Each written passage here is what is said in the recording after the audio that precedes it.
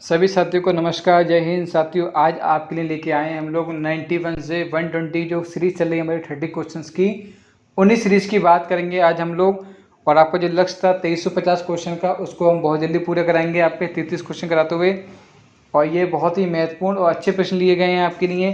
प्रत्येक जितने भी आपके एग्जाम्स हो गए उनसे सब कलेक्ट कर करके हमने सारे जितने स्टेट्स होते हैं उनके सभी क्वेश्चन कलेक्ट करके आपके लिए इकट्ठे किए जाते हैं। तो एक भी क्वेश्चन को मिस नहीं करना है, बहुत ही महत्वपूर्ण प्रश्न है। चलिए सबसे पहले बात करते हैं, क्वेश्चन नंबर 91 पे आते हैं हम लोग। जो फर्स्ट क्वेश्चन हमारा क्या कहता है कि तटीय विनिमय क्षेत्र CRZ संदर्भ में निम्नलिखित में से बयानों पर विचार करना है। किस पे करना है? पहले दे रखा है भारत में 1991 में CRZ अधिसूचना में तटीय क्षेत्र उच्च ज्वार पर आधारित थे। 2004 में स्वामीनाथन रिपोर्ट इस बात का रिव्यू करने के लिए थी कि उच्च ज्वार लाइन सर्वोत्तम अभ्यास नहीं है और कम वैज्ञानिक है। CRZ अधिसूचना 2011 STL के बजाय तटस्थ किनारे पर निर्भरता करने की सीमा तय की गई है। देखिए इसमें सब पूछा गया है कि सबसे बेस्ट ऑप्शन कौन सा हमारा। तो देखिए ऑप्शन नंबर यहाँ पे देखिए सबसे अच्छी बात यह है कि पूछा गया केवल एक है, केवल एक है, दो है, केवल दो या तीन है, ये इनमें सभी है। देखिए पहले तो आपको ये सब जब इस टाइप के प्रश्न आते हैं तो पहले आपको चाहे ये ऑप्शंस हो या ना हो, इनके बारे में आपको जानकारी जरूर होनी चाहिए। अगर जानकारी नहीं है तो आप ऐसे प्रश्न को हल नहीं कर पाएंगे। तो सबसे पहले हम लोग बात करते हैं, ये जो हमारा ऑप्शन ए है ये भी बिल्कुल ठीक है। भारत में 1991 में CRZ अधिसूचना पर तटीय क्षेत्र उच्च ज्वार पर है और 2014 की स्वामीनाथन रिपोर्ट इस बात का रिव्यू करने के लिए की गई थी कि उच्च ज्वार लाइन सर्वोत्तम अभ्यास नहीं है और कम वैज्ञानिक है। ठीक है, तो ऑप्शन नंबर जो बी है बिल्कुल ठीक हो जाएगा। केवल एक और दो की बात थी, एक और दो हमारा बिल्कुल ठीक है। अब हम लोग बात करते हैं नेक्स्ट क्वेश्चन पे आते हैं हम लोग। भारत का पहला समुद्री जैव विविधता के लिए राष्ट्रीय केंद्र NCMB कहाँ पे है? भैया बताइए NCMB कहाँ पर है हमारा। तो NCMB जो है हमारा option number A is right answer, Jamnagar, जो कि आपको पता है कि गुजरात का एक नगर है। ठीक है, कहाँ का? गुजरात का एक नगर है। नेक्स्ट क्वेश्चन की बात करते हैं हम लोग। जट्रोफा कर्कस कहाँ पाए जाते हैं? जट्रोफा कर्कस जो होते हैं यूरोप में या उत्तर अमेरिका में या दक्षिण अफ्रीका में या फिर मध्य अमेरिका में। तो आपको अच्छे से मालूम है कि जो हमारा जट्रोफा कर्कस है वो हमारा पाया जाता है मध्य अमेरिका में। कहाँ पाया जाता है? मध्य अमेरिका में पाया जाता है। Option number D is the right answer. और ये जो होता है ये एक तरीके का पौधा होता है जो 25 से 30% तक तेल निकाला जाता है। ये तेल मतलब जो यूज़ करा जाता है वो कार, पंखा इन सब चलाने के लिए हमारा ये तेल यूज़ किया जाता है। ठीक है, नेक्स्ट क्वेश्चन की बात करते हैं, क्वेश्चन नंबर 94। महेश रंगराजन समिति ने किस उपदेश के लिए वन्य जीव अधिनियम में सुधार की सिफारिश की थी? भैया किसी से की थी? हमने कहा था ऑप्शन आपको सभी मालूम होने चाहिए तभी आप उसको अच्छे से कर पाएंगे।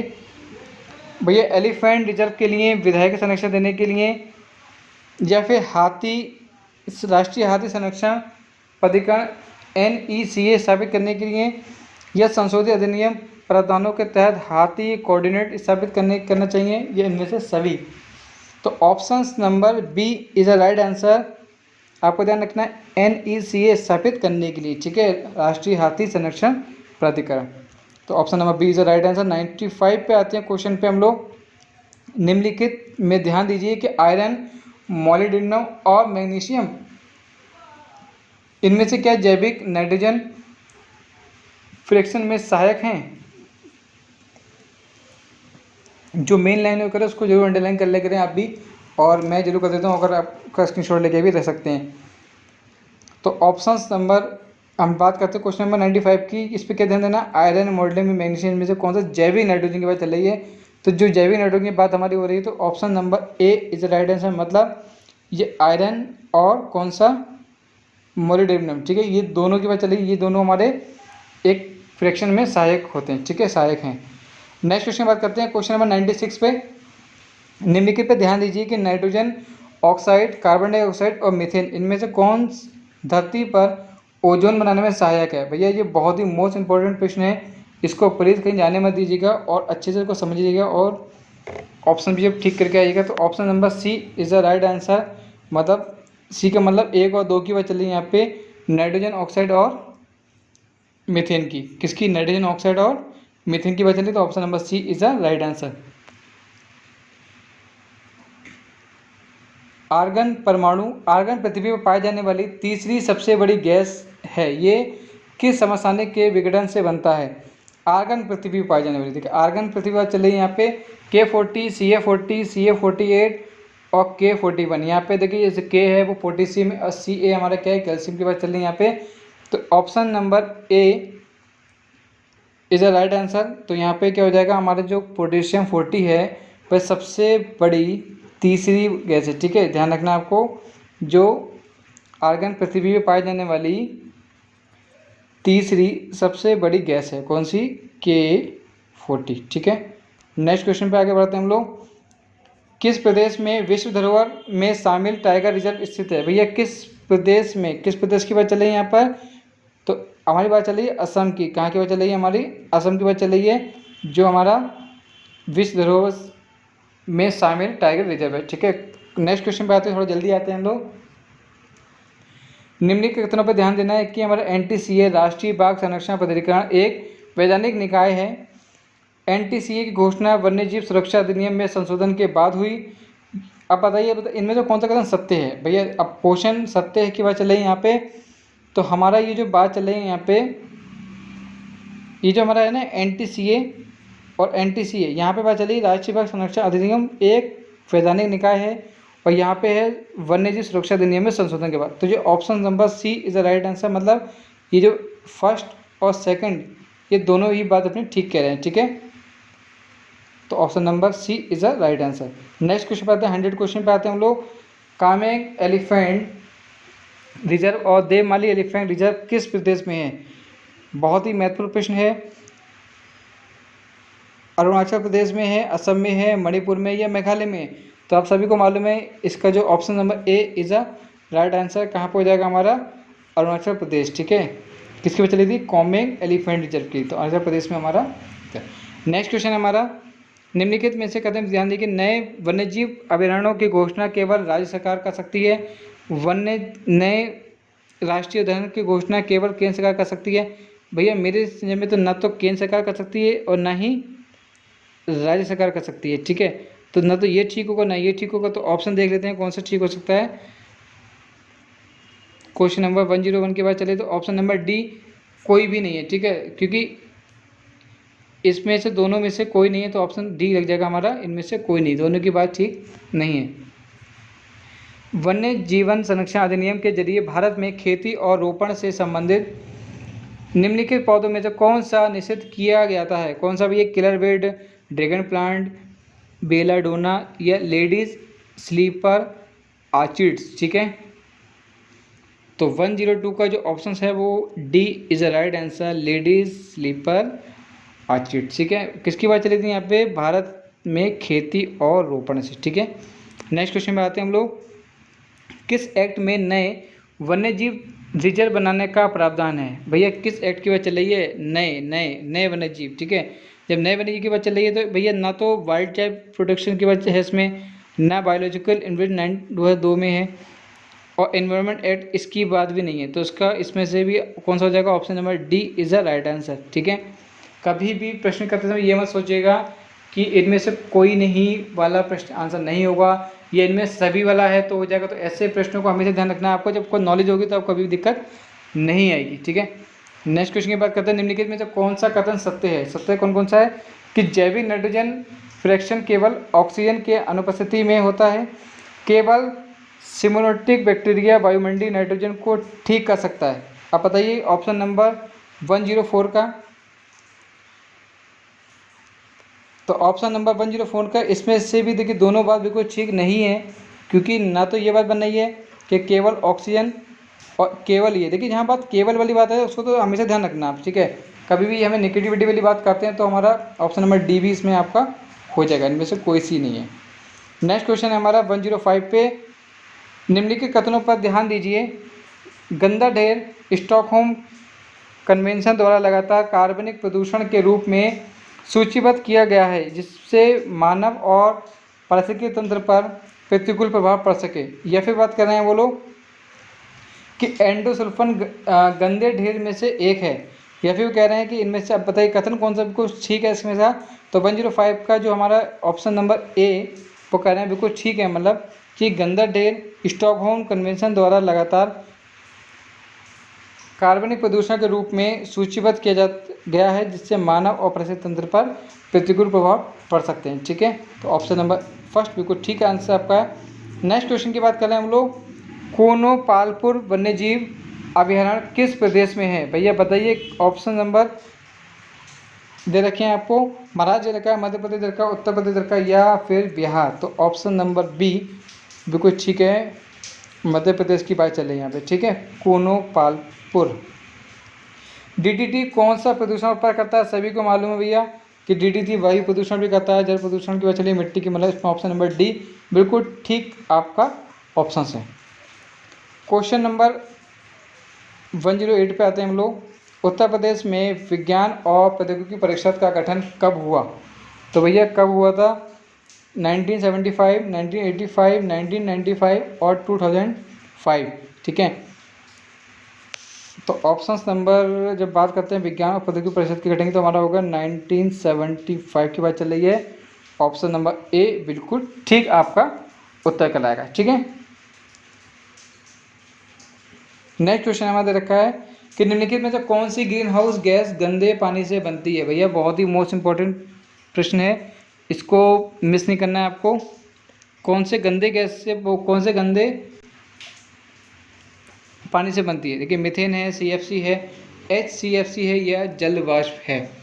तो option number A is the right answer. CFC जो हमारी जो गंदा उसकी हमारी कौन सी? मीथेन, मतलब CH4। ठीक है, हमारा कौन से? मीथेन की बात चल रही है यहाँ पे। नेक्स्ट क्वेश्चन है आपका, निम्नलिखित पे ध्यान देना है। देखो, जो LPG है, CNG है, साले गैस, मीथेन किस गैस का मुख्य यौगिक है? किसकी बात चल रही है? मीथेन के पूछ रहे हैं, किसका यौगिक है? तो 107 का, देखिए LPG, CNG और साले, ये जो तीनों चीज़ें हैं ना, ये बहुत ही मुख्य यौगिक हैं। तो ऑप्शन नंबर डी इसका बिल्कुल ठीक हो जाएगा, क्योंकि इन तीनों की बात चल रही है। ठीक है, इन तीनों की बात चल रही है, तो ऑप्शन नंबर डी बिल्कुल ठीक हो जाएगा। हाइड्रोक्लोरोफ्लोरोकार्बन HCFC में 4 तत्व होते हैं। भैया कौन कौन से होते हैं? हाइड्रोजन, क्लोरीन, फ्लोरीन और कार्बन। ठीक है, ये 4 तत्व होते हैं। इनमें से कौन सी गैस ओजोन परत के क्षरण में सबसे ज़्यादा योगदान देती है? अब बात चली इनमें सबसे ज़्यादा योगदान कौन देता है, तो बताइए भैया इसमें से कौन सबसे ज़्यादा योगदान देता है? तो इसका जो सबसे ज़्यादा जो योगदान देता है वो देता है हमारा कौन सा? क्लोरीन। ठीक है, कौन सा देती है? Chlorine. Option number B is the right answer. कौन देता है? क्लोरीन देता है। ठीक है, नेक्स्ट क्वेश्चन पे बढ़ते हैं हम लोग आगे। वाशिंगटन सम्मेलन किससे संबंधित है? कीटनाशक से, खतरे से, प्रजातियों से, ओजोन संरक्षण से, इनमें से कोई नहीं। तो इसकी जब बात करते हैं हम लोग, वाशिंगटन सम्मेलन की बात करते हैं, तो आपको मालूम है किसकी बात चल रही है यहाँ पे? खतरे में प्रजातियाँ। इसे जो पुराने सिटीज़ के नाम से जाना जाता है। ठीक है, इससे पुराने सिटीज़ के नाम से, ठीक है, ध्यान रखना आपको, सिटीज़ के नाम से जाना जाता है। नेक्स्ट क्वेश्चन की बात करते हैं हम लोग। निम्नलिखित कथनों पर ध्यान दीजिए कि रामसर समझौता प्रसिद्ध संयुक्त राष्ट्र पर्यावरण समझौता है। रामसर की सभी निर्दिष्ट स्मृतियाँ मोट्रिक्स रिकॉर्ड पर हैं। ठीक है, तो आपको ये देखना है कि पहले हम लोग को बताया था, जब भी कभी ऐसे प्रश्न आते हैं तो आपको दोनों ऑप्शन मालूम होने चाहिए, तभी आप उसको अच्छे से कर सकते हैं। ठीक है, तो इसमें से देखिए ना तो ये बात बन रही है ना ये बात बन रही है, इसलिए इसका ऑप्शन नंबर कौन सा हो जाएगा? Option number D. और एक बात इसमें ध्यान रखिए, जो रामसर समझौता था हमारा, इसकी डेट अलग से ध्यान रख लीजिए। इसकी जो डेट थी वो थी 2 फरवरी 1971। ठीक है, कब होती? 1971। अगर कभी पूछ लें कि रामसर समझौता कब हुआ था, तो पता 1971 में हुआ था, और जो ईरान के रामसर नामक एक शहर में है। ठीक है, ईरान के। ठीक है, ये आपको ध्यान रखना है। नेक्स्ट क्वेश्चन दे रखा है आपको, भारत में निम्नलिखित में से किस पर स्वच्छ ऊर्जा उपकर लगाया जाता है? स्वच्छ ऊर्जा उपकर, गैसोलीन पर, गृह निर्मित कोयला पर, आयातित या इन दोनों पे। ठीक है, तो किस पर लगाया जाता है? तो option number D is the right answer. मतलब जो करें कि 2 और 3 के पास चले यहाँ पे, मतलब गृह निर्मित कोयला पे और आयातित पे। ठीक है, तो उसको थोड़ा मैं छोटा कर देता हूँ, फिर आपको समझ में आ जाएगा कि भारत में निम्नलिखित में से किस पर स्वच्छ ऊर्जा उपकर, तो किस पे? गृह निर्मित कोयला पे और आयातित कोयले पे। नेक्स्ट क्वेश्चन दे रखा है आपका, भारत में कितने जैव भौगोलिक प्रक्षेद हैं? भैया कितने जैव भौगोलिक प्रक्षेद हैं हमारे? तो तो आप सभी को मालूम है अच्छे से कितने हमारे 10 हैं, ठीक है। Option number B is the right answer. Next question की बात करते हैं हम लोग। ग्रीन क्लाइमेट फंड सेट करने के लिए UNFCCC कन्वेंशन कहाँ हुआ था भैया? कोपेनहेगन में हुआ था, कैनकुन में हुआ था, बाली में हुआ था या फिर पेरिस में हुआ था? तो कहाँ पे हुआ था? ये बाली में हुआ था। कहाँ हुआ था? बाली में। बाली आपको पता ही नाम, ये हमारा थाईलैंड के पास एक जगह है, ठीक है। नेक्स्ट की बात करते हैं हम लोग। निम्नलिखित में से किस संधि के कार्य को पूरा करने के लिए भारत सरकार नेशनल कम्युनिकेशन नेटकॉम का प्रकाशन करती है? US India civil nucleus cooperated initiative, world summit on the information society, united nation framework convention of climate change, या इनमें से सभी? तो ऑप्शन नंबर 117 मतलब 117 का जो ऑप्शन यहाँ बेस्ट ऑप्शन कौन सा हो जाएगा हमारा? Option number C is the right answer, ठीक है। 118 सफ़ेद एशियाई बाघ किस प्रदेश में पाए जाते हैं? किस प्रदेश में पाए जाते हैं? पश्चिम बंगाल, तमिलनाडु, केरल या उत्तर प्रदेश में?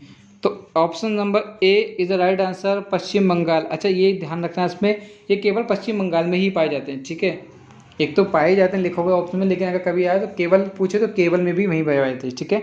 नेक्स्ट क्वेश्चन पे आते हैं हम लोग। ग्लोबल वार्मिंग की सफलता मापने के लिए किस गैस का प्रयोग किया जाता है? प्लीज़ चैनल को लाइक जरूर कर दीजिएगा और सब्सक्राइब जरूर कर दीजिएगा चैनल को।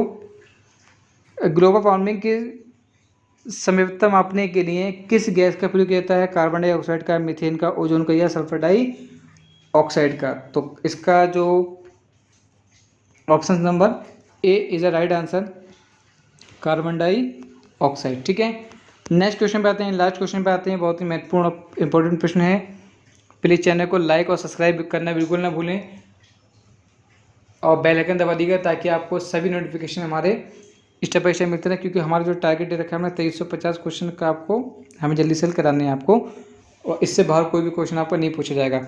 तो क्योटो प्रोटोकॉल के अनुसार कुत्ते हमारे जो ग्रीन हाउस गैस की संख्या कितनी है? उसकी संख्या है हमारी 6, ठीक है। 6 कौन कौन सी हैं? देखिए, एक तो जल वाष्प है, ठीक है, जल वाष्प है, फिर हमारी है कार्बन डाइऑक्साइड है, फिर हमारी कौन सी है? मीथेन है, और फिर हमारी हाइड्रोफ्लोरो है, ठीक है, फिर हमारी CFC है, क्लोरोफ्लोरो, और फिर हमारी क्या है? ओजोन, ठीक है। ये आपको ध्यान रखनी है, 6 की 6 हमारी होती हैं। Thank you so much and please channel को लाइक और सब्सक्राइब जरूर कर दीजिएगा। जय हिंद, नमस्कार।